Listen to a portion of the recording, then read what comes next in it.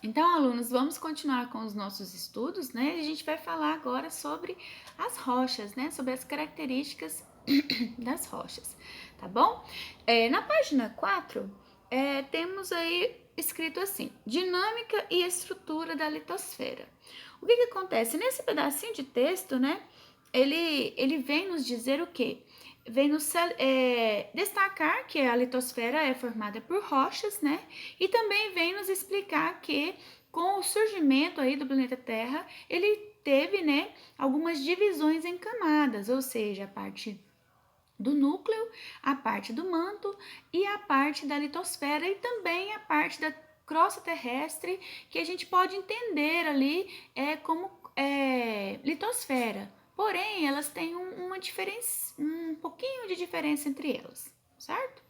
No texto abaixo tem um subtema, um subtítulo assim: Minerais, rochas e sua importância econômica, né? A gente sabe que as rochas são formadas por várias substâncias minerais e por outras substâncias também, né? E nessa composição dessas camadas da Terra, a gente vem entender que o núcleo é a parte mais quente do planeta Terra e a parte mais interna também. Nela, ela é constituída pelos metais derretidos. Um exemplo disso é o ferro, né? O manto também é muito quente, muito quente. É a segunda parte e ela é composta pelas rochas derretidas, né? Pela composição de rochas derretidas, né? E após o manto vem a litosfera e a crosta terrestre, né? Então a gente vai entender o quê? Que eu tenho o núcleo, aí vem o manto, vem a crosta terrestre, quer dizer, vem a litosfera e vem a crosta. O que eu quero que você entenda? Que a litosfera é uma camada após o manto. E a crosta terrestre é uma camada mais superficial, ou seja, após a litosfera. A litosfera é uma parte mais interior, ou seja, mais profunda, tá bom? Então vamos lá. A gente vem aí, então, formando então essas partes da Terra. Outra coisa, no manto, o manto, então, ele é formado por rochas derretidas. Essas rochas derretidas, a gente chama essa rocha derretida de magma, né? E quando ocorre, né, essa explosão desse magma chegar ao ponto de sair para fora, estourar a crosta terrestre, no caso, exemplo dos vulcões, sai a lava, né? Dentro ainda, pertencente dentro ainda lá no manto, ele vai ser chamado de magma. Quando sai a lava, certo? E aí a gente vem então agora aqui para as rochas magmáticas. O próprio nome já diz, são as rochas que vêm do magma, certo? Então as rochas que são formadas pelo aquele líquido, vamos dizer assim, que tem no manto, certo? As rochas magmáticas, elas levam aí bilhões de anos ou milhões de anos para serem formadas, né? E vão se formando de acordo com o tempo, né? Mas as rochas magmáticas, elas podem ser de duas formas, né? Elas podem ser intrusivas e extrusivas.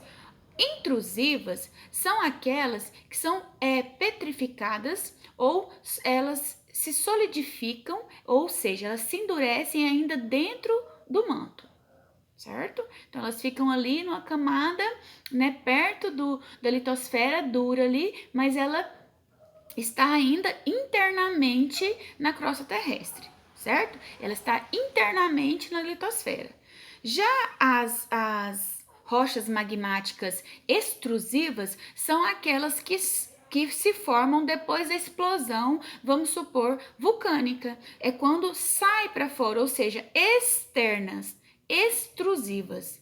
Tá? Então é quando a lava sai, endurece e formam as rochas magmáticas extrusivas. Isso é um exemplo assim simples, tá? Disso.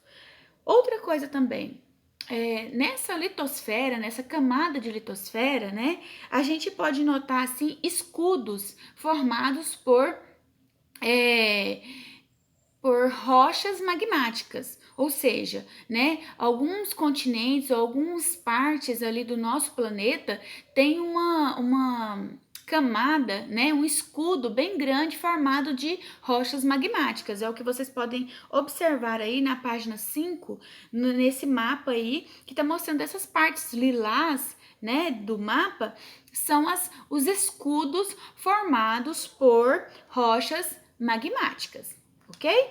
Vamos para outra página aí. Na outra página, a gente tem duas atividades, o exercício 1 e o 2. Vamos resolvê-los juntos, tá? No número 1 diz o seguinte: o que o mapa da página anterior representa? Qual a importância das áreas destacadas? Muito fácil. Para começar, quando pergunta o que representa, é muito fácil porque o próprio título do mapa responde, certo? Então, tia, então o título é a resposta? Sim. Exemplo, o que o mapa representa?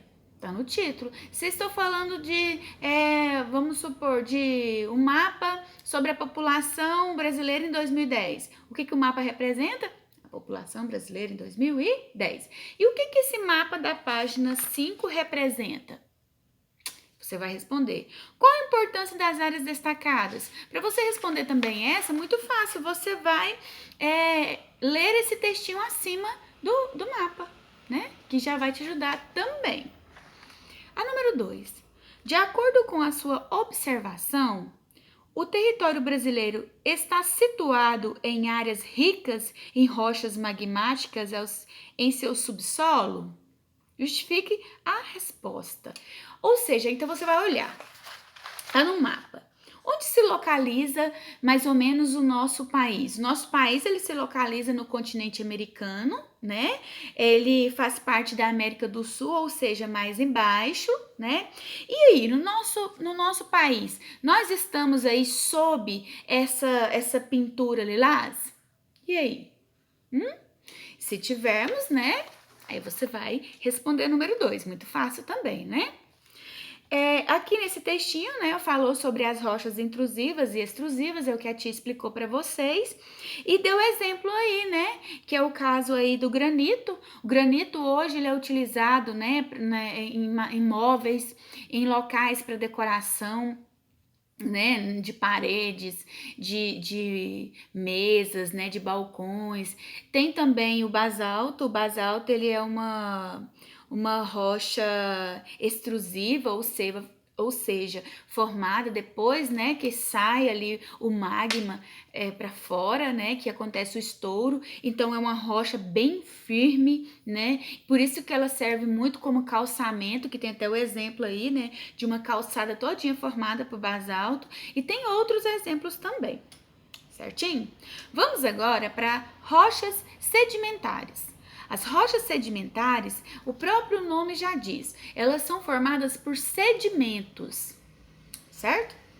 Sedimentos, restos de matéria orgânica, cristais, né, minérios, grãos de areia, pequenas pedrinhas, fósseis, tudo isso ajuda a formar as rochas sedimentares, certinho? As rochas sedimentares, a gente observa no solo que tem as camadas, né? As camadas das rochas sedimentares. O que isso acontece? As rochas são formadas com o passar dos anos, com o passar de muitos e muitos anos. Essa formação, ela é feita tanto por causa do vento, tanto por causa da água da chuva, tanto por causa da água de rios também, que secam, que se enchem, né? Que trazem, né, esses sedimentos. O vento traz o sedimento, a chuva traz o sedimento, o processo, né, de decomposição de matéria orgânica forma sedimentos e aí vai se formando as camadas. Na página 7, dá pra gente observar bem nessa imagem aí, essas rochas, as camadas, né? Então a gente pode observar que cada camada dessa foi formada de acordo com o passar dos anos. Cada camada dessa possui sedimentos diferentes, né? E a composição de sedimentos.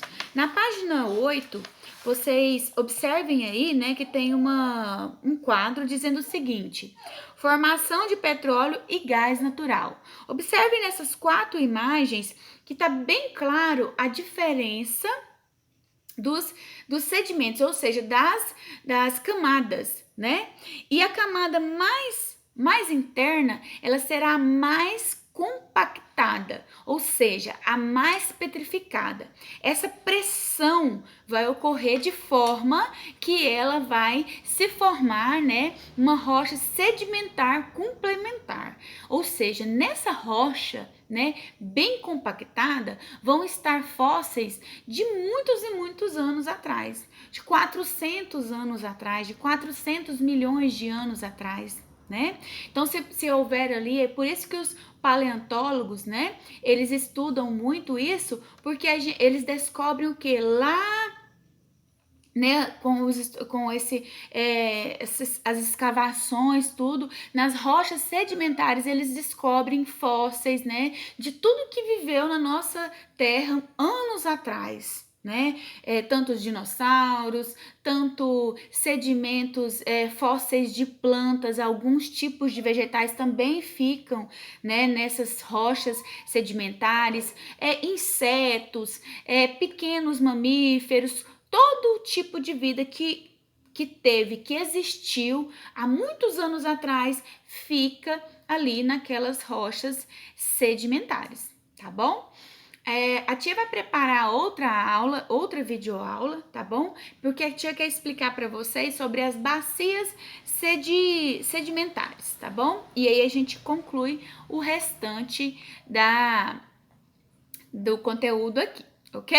Então vamos lá para nossa próxima videoaula.